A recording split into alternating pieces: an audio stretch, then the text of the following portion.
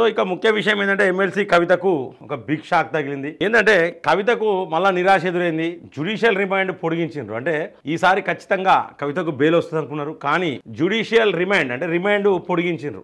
BRS MLC కవితకు బుధవారం మరోసారి నిరాశ ఎదురైంది. ఈ స్కామ్ కు సంబంధించి మనీ లాండరింగ్ ఆరోపణలపై ఎన్ఫోర్స్మెంట్ డైరెక్టరేట్ ఈడీ అరెస్ట్ చేసిన కేసులో కవిత జ్యుడిషియల్ రిమాండ్ ను ట్రయల్ కోర్టు మరోసారి పొడిగించింది. ఆగస్టు 13 వరకు జ్యుడిషియల్ రిమాండ్ పొడిగిస్తూ ఈ రోజు ఉత్తర్వులు జారీ చేసింది. కాగా స్కామ్ లో మనీ లాండరింగ్ ఆరోపణలపై ఎమ్మెల్సీ కవితను ఈ ఏడాది మార్చి 16న ఈడీ అరెస్ట్ చేసిన విషయం తెలిసిందే. ప్రస్తుతం జ్యుడిషియల్ రిమాండ్ లో భాగంగా కవిత తిహార్ జైల్లో ఉన్నారు. ఈడీ కేసులో ఇవాళతో కవిత జ్యుడిషియల్ రిమాండ్ ముగియడంతో అధికారులు వర్చువల్ గా ఆమెను న్యాయస్థానంలో హాజరుపరిచారు. అంటే ఇంటర్నెట్ ద్వారా కేసు విచారణ కీలక దశలో ఉన్నది. ఈ సమయంలో కవిత కస్టడీని పొడిగించాలని ఈడీ తరపు లాయర్లు కోర్టుకు విజ్ఞప్తి చేశారు. ఈడీ వాదనతో ఏకీభవించిన న్యాయస్థానం కవితకు మరో 14 రోజుల జ్యుడిషియల్ రిమాండ్ విధించింది. ఇట్లా 14 రోజులు అంటే 2 వారాలు జ్యుడిషియల్ రిమాండ్. మళ్ళా తిహార్ జైల్లోనే. అంటే కవిత పరిస్థితి బాగలేదు మిత్రులారా. ఎందుకంటే ఇక కవితకు అంటే ఇప్పుడు నేను ఏం చెప్పినా గతంలోనే చెప్పిన, అంటే ఈ రోజు వరకు ఆమెకు జ్యుడిషియల్ రిమాండ్ అయిపోయింది ఈడీ కేసులా. సో ఆమె బెయిల్ కావాలని కోరుకున్నది. జ్యుడిషియల్ రిమాండ్ అయిపోయిన తర్వాత ఖచ్చితంగా కోర్టులో హాజరుపరచాలి. సో కోర్టులో హాజరుపరచాలంటే కల్వకుంట్ల కవితని ఈరోజు వర్చువల్ గా అంటే వెబ్ కెమెరాలు పెట్టి ఆన్లైన్ లా ఇట్లా వీడియో కాలింగ్ ద్వారా ఆమెను హాజరుపరిచిండ్రు, కోర్టులో హాజరుపరిచిండ్రు. సో ఈ యొక్క ఈడీ తరపున అడ్వకేట్స్ ఏం చేసినంటే ఇంకా ఆమెను జ్యుడిషియల్ రిమాండ్ పెంచాలి. ఎందుకంటే ఇంకా చాలా దీనిలో సంబంధించిన విచారణ చాలా ఉన్నది.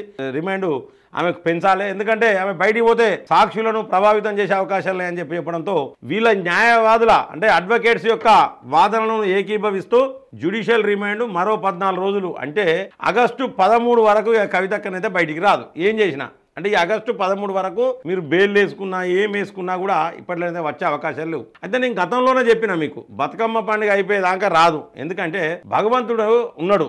భగవంతుడు ఏం చేస్తాడంటే వీళ్ళు ఏం చెప్పేదంటే గతంలో మా బిడ్డనే మొత్తం బతుకమ్మ, మా బిడ్డనే బతుకమ్మ పండుగను స్టార్ట్ చేసింది. అసలు బతుకమ్మ పండుగకు వన్న తెచ్చిందే కల్వకుంట్ల కవిత. కల్వకుంట్ల కవిత లేని బతుకమ్మ పండుగ లేదు, సద్దుల పండుగ లేదు, కేసీఆర్ లేని దసరా పండుగ లేదు అనే కథ తీసుకొచ్చారు వీళ్ళు తెలంగాణలో. కాబట్టి ఏంటంటే విధి వీళ్ళ మీద కోపంతో చాలా కోపంతో ఉన్నది, పగబట్టింది, విధి పగబట్టింది, దేవుళ్ళు కూడా పగబట్టిండ్రు వీళ్ళ మీద. ఎందుకంటే వీళ్ళు చేసిన పాపాలు మామూలుగా లేవు మిత్రులారా. చాలా పాపాలు చేశారు. వీళ్ళను ఇలా పాపం అనే పరిస్థితి లేదు. కాంగ్రెస్ ఈ విధంగా కాంగ్రెస్ మీద వ్యతిరేకత పెరుగుతుంది కావచ్చు, అట్లని వీళ్ళని పాపం అంటే కూడా దరిద్రమే. వీళ్ళు కంతే కాంగ్రెస్ కంతే. కాబట్టి మిత్రులారా ఖచ్చితంగా కల్వకుంట్ల కవిత ఇప్పుడు ఆగస్టు 13 అయింది కదా, మళ్ళీ ఆ తర్వాత మళ్ళీ 14 రోజులు అంటారు. మళ్ళీ 14 రోజులు అంటే బతుకమ్మ పండుగ అయిపోతుంది, సద్దులు అయిపోతుంది, దసరా అయిపోతుంది. ఇక ఖచ్చితంగా ఇక ఇలా నో డౌట్ ఇక మళ్ళీ దసరా పండుగ దాకా కల్వకుంట్ల కవిత వచ్చే అవకాశాలు అయితే క్లియర్గా నాకైతే కనబడదు.